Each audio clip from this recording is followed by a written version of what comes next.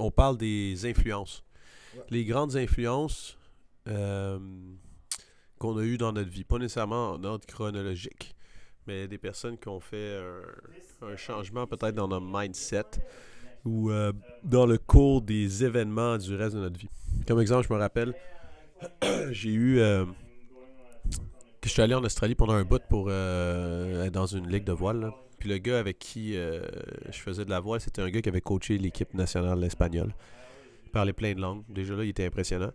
Puis je me rappelle, il fallait qu'on répare un bateau. Puis le bateau était relativement vieux, il était pas très bon. Puis, je veux dire, c'était facile de pas vouloir qu'il soit parfait parce qu'il était pas très beau. Là.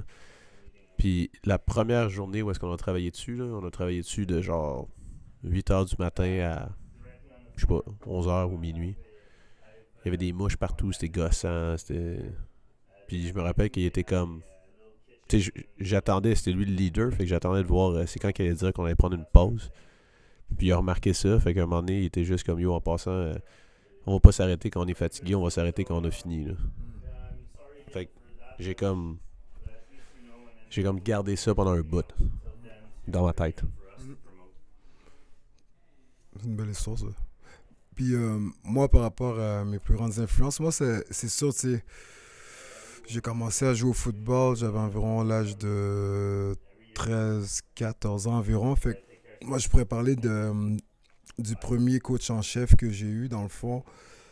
Euh, Nous, quand on était jeunes, pendant l'été, le training camp et tout, en été, tu sais, on n'a pas d'autobus scolaire, fait que nous, on avait de la misère à se déplacer, puis aller aux pratiques. Puis lui, il savait on était jeunes, fait que souvent, tu sais, excusez-moi l'expression, mais souvent, on voulait chill l'été, on voulait faire nos affaires, on voulait s'amuser au parc et tout.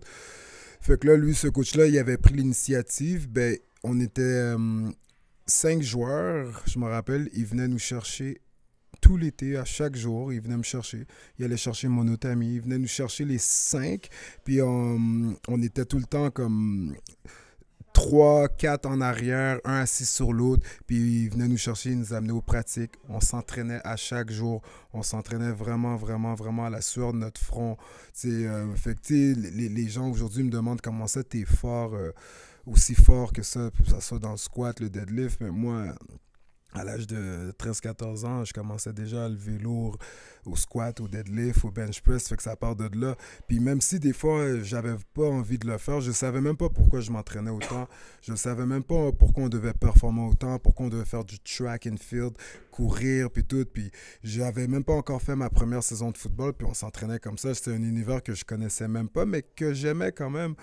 Puis aujourd'hui, c'est sûr, ça a porté fruit parce que j'ai remporté des compétitions internationales, puis tout, tu sais. Puis c'est sûr que quand on prend du recul, quand on vivait ces moments-là, des fois, je me posais des questions parce que j'étais comme... J'ai déjà eu des moments où j'avais des larmes pendant les entraînements. J'étais jeune, je pleurais parce que ça faisait tellement mal.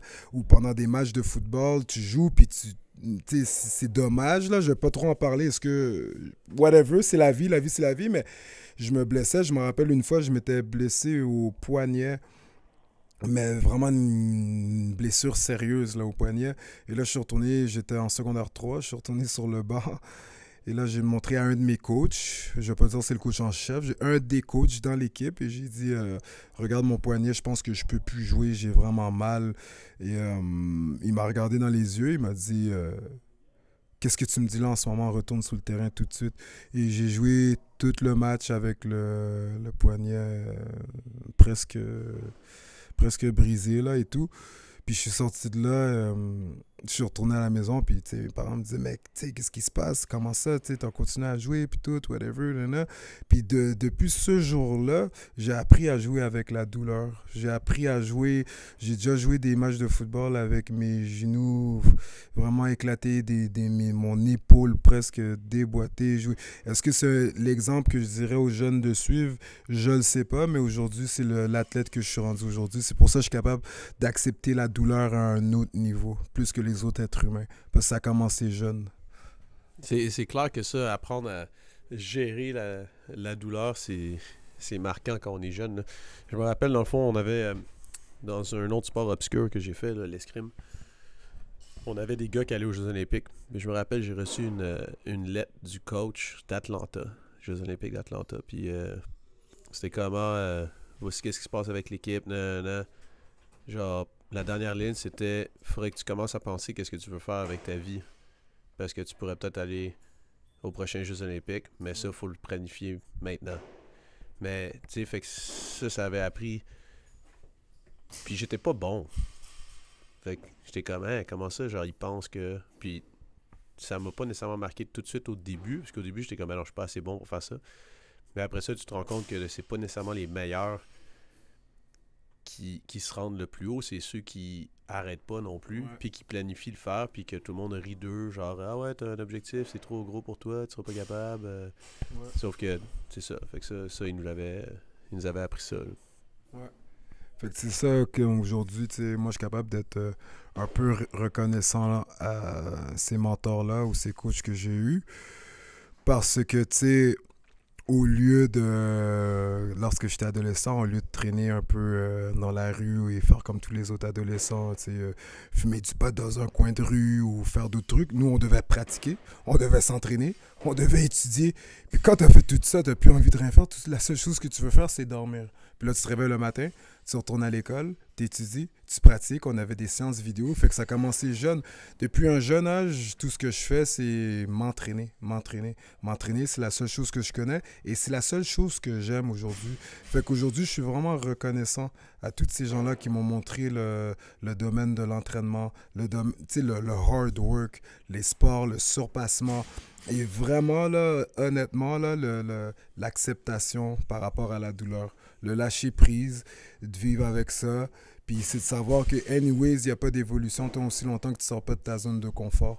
Puis c'est vraiment lorsque ça fait mal, c'est sûr que des fois, il faut respecter sa capacité physique, c'est sûr, là, mais lorsque ça fait mal, ça ne veut pas dire en tant que tel que tu dois arrêter. C'est juste comme il y a une expression qui le dit. Ça, je l'avais appris aussi de mes coachs. L'expression suck it up.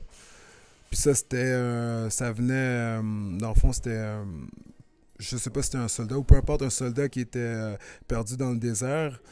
Puis pendant des journées, tu sais, il avait soif, tu sais, il était déshydraté.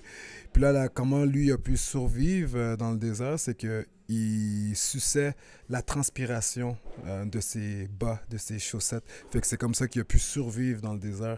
Fait que des fois dans la vie, quand ça commence à être difficile, just suck it up, suck it up, suck it up. Fait que pensez, c'est qui vous a influencé. Il y en a plein d'autres, on peut en parler d'autres.